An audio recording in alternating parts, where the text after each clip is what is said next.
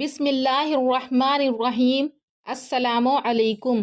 نوری Islamic channel کے معزز خواتین و حضرات، ہم امید کرتے ہیں کہ آپ خیریت سے ہوں گے اور ہماری دعا بھی ہے کہ اللہ پاک آپ کو سدا عافیت کے سائے میں بنائے رکھے۔ ہمارا آج کا موضوع اسلام روکنے کے لیے قریش کا مشورہ ہے۔ معزز سامعات، قریش نے جب یہ دیکھا کہ روز بروز اسلام کی رفتار بڑھ رہی ہے تو ایک روز ولید بن مغیرہ کے پاس جمع ہوئے، جو ان میں بزرگ اور سن رسیدہ تھا، اور یہ کہا کہ حج کا موسم قریب آ گیا ہے اور محمد کا ذکر اور چرچا سب جگہ پھیل چکا ہے۔ اب چاروں طرف سے آنے والے تمہارے اس صاحب محمد کے بارے میں تم سے دریافت کریں گے، لہٰذا مل کر محمد کے متعلق ایک رائے قائم کر لینی چاہیے اور سب کے سب اس رائے پر متفق ہو جائیں، اختلاف نہیں رہنا چاہیے۔ تو اس پر ان لوگوں نے کہا کہ اے ابو عبد شمس، ولید کی کنیت ہے یہ کہ آپ ہمارے لیے کوئی رائے قائم کر دیجئے، ہم سب اس پر متفق رہیں گے۔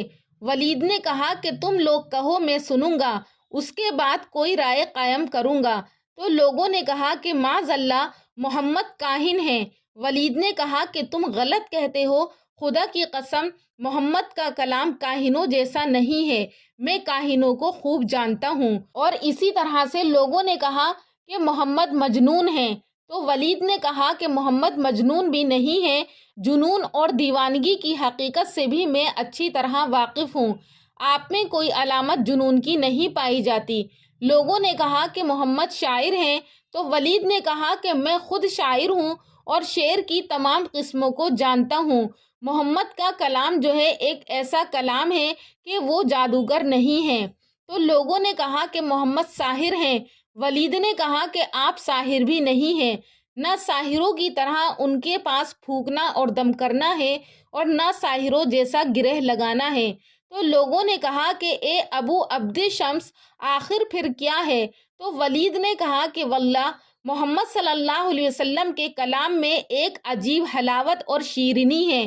تو ولید نے کہا کہ واللہ، محمد کے کلام میں ایک عجیب حلاوت اور شیرینی ہے، اور میں اچھی طرح سے جانتا ہوں کہ جو سب تم لوگ کہہ رہے ہو وہ سب باطل اور لغو ہے۔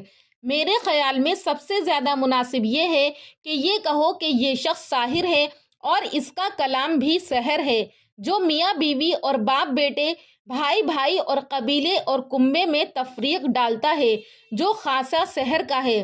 تو یہ سب باتیں ہو کر مجلس برخاست ہو گئی۔ جب حج کا موسم آیا اور باہر سے لوگ آنے شروع ہوئے تو قریش کے آدمیوں نے راستے میں اپنے آدمی بٹھا دیے، اور جو شخص ادھر سے گزرتا تو اس سے محمد رسول اللہ صلی اللہ علیہ وسلم کی نسبت کہتے کہ یہ شخص جادوگر ہے، اس سے بچ کے رہنا۔ مگر قریش کی اس تدبیر سے اسلام کو کوئی نقصان نہیں پہنچا، بلکہ چاروں طرف سے آنے والے لوگ نبی کریم صلی اللہ علیہ وسلم سے بخوبی واقف ہو گئے۔ قریش نے جب دیکھا کہ لوگ دن بدن مسلمانوں کی تعداد بڑھتی جاتی ہے تو ابو جہل اور عتبہ اور شیبہ اور ولید بن مغیرہ اور اسی طرح امیہ بن خلف اور تمام قریش کے سرداروں نے مشورہ کر کے آپ صلی اللہ علیہ وسلم سے گفتگو کرنے کے لیے عتبہ بن ربیعہ کو منتخب کیا، جو سحر اور کہانت اور شعر گوئی میں ماہر تھا۔ عتبہ آپ کے پاس آیا اور کہا کہ اے محمد، آپ کے حسب و نسب اور لائق و فائق ہونے میں اور قابل ہونے میں کوئی تردد نہیں ہے، مگر افسوس اس بات کا ہے کہ آپ نے تمام قوم میں تفریق ڈال دی ہے، ہمارے بتوں کو برا کہتے ہو اور ہمارے آباء اجداد کو بے وقوف نادان بتلاتے ہو، اس لیے میں کچھ کہنا چاہتا ہوں۔ تو آپ صلی اللہ علیہ وسلم نے فرمایا کہ اے ابو الولید، کہو، میں سنتا ہوں۔ تو عتبہ نے کہا، اے میرے بھائی کے بیٹے، تمہارا ان باتوں سے کیا مقصد ہے؟ اگر تم مال و دولت کے خواہاں ہو تو ہم سب تمہارے لیے اتنا مال جمع کر دیں گے کہ بڑے سے بڑا امیر بھی تمہاری برابری نہیں کر سکے گا، اور اگر تم شادی کرنا چاہتے ہو تو جس عورت سے اور جتنی عورتوں سے چاہو ہم شادی کروا دیں گے، اور اگر عزت اور سرداری مطلوب ہے تو ہم سب آپ کو اپنا سردار بنا لیں گے، اور اگر حکومت اور ریاست چاہتے ہو تو ہم تم کو اپنا بادشاہ بھی بنا لیں گے، اور اگر تمہارے اوپر جادو ہے تو ہم اس کا علاج کرائیں گے۔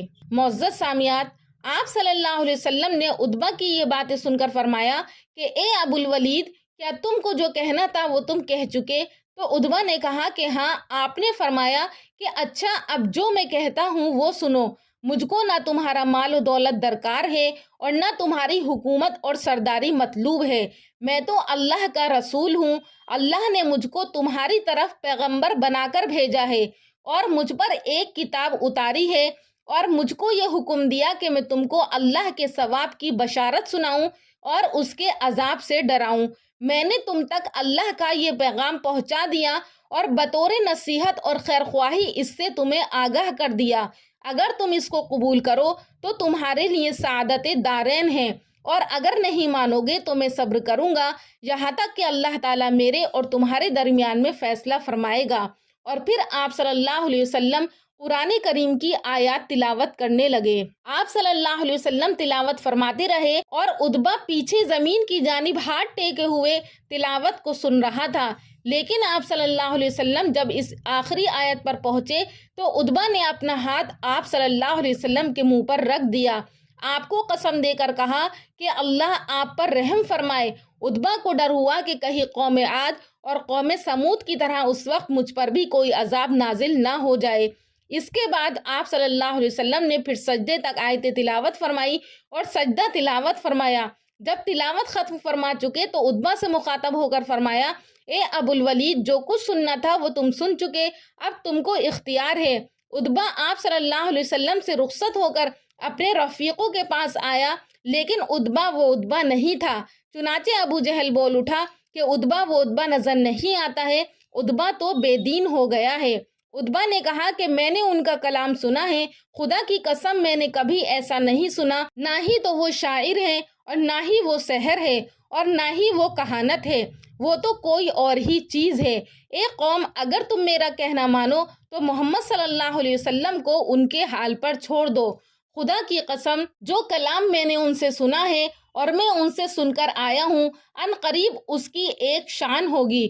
اگر عرب نے ان کو ہلاک کر دیا تو پھر تمہیں کسی فکر کی ضرورت ہی نہیں ہے، اور اگر محمد صلی اللہ علیہ وسلم عرب پر غالب آئے تو ان کی عزت تمہاری عزت ہے اور ان کی حکومت تمہاری حکومت ہے، اس لیے کہ وہ تمہاری ہی قوم کے ہیں۔ قریش نے کہا، اے ابو الولید، محمد صلی اللہ علیہ وسلم نے تم پر جادو کر دیا ہے۔ تو عتبہ نے کہا کہ میری رائے تو یہی ہے، اب یہ تمہارے اوپر ہے کہ تم اس کو مانو یا نہ مانو۔ اسی طرح سے ابن عباس رضی اللہ تعالیٰ عنہ سے مروی ہے کہ قریش نے آپ صلی اللہ علیہ وسلم سے یہ درخواست کی کہ یا تو آپ ہمارے بتوں کی مذمت سے باز آ جائیں، اور اگر یہ ممکن نہیں تو ہمارے اور آپ کے درمیان فیصلے کی ایک صورت ہے کہ 1 سال آپ ہمارے بتوں کی پرستش کریں اور 1 سال ہم آپ کے خدا کی عبادت اور بندگی کریں۔